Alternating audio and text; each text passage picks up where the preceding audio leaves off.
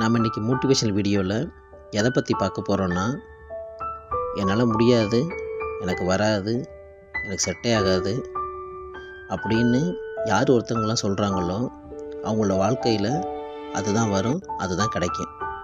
அதை பற்றின ஒரு சின்ன மோட்டிவேஷனல் ஸ்டோரி தான் நாம் இப்போ பார்க்க போகிறது.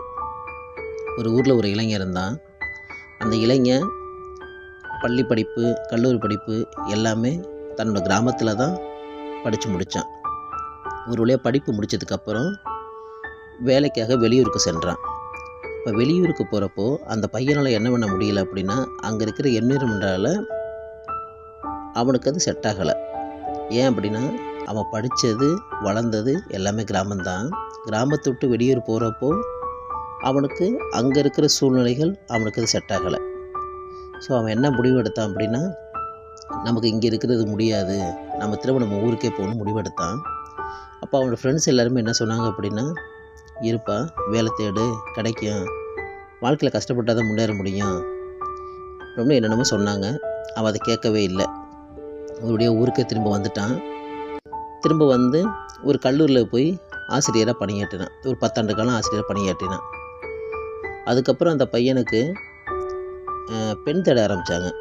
பெண் தேட ஆரம்பித்தப்போ அந்த பையனுக்கு பெண் வந்து அந்த கிராமத்தில் கிடைக்கல. கிராமத்தில் கிடைக்காம வெளியூரில் தான் பெண்ணு கிடச்சது. ஸோ அப்போ அந்த பையன் என்ன பண்ணான், அந்த வெளியூரில் கிடைச்ச பொண்ணை திருமணம் செஞ்சுக்கிட்டான்.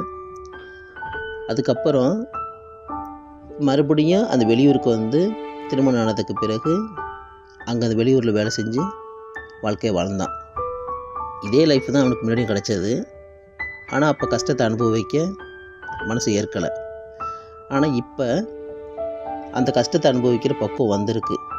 ஏன் அப்படின்னா, நாம் எப்போதுமே ஒரு விஷயத்தை நிர்பந்திக்கப்பட்டவங்க மட்டும்தான் அதை செய்வோம். அதுக்கு முன்னாடி நம்ம அதை செய்ய மாட்டோம்.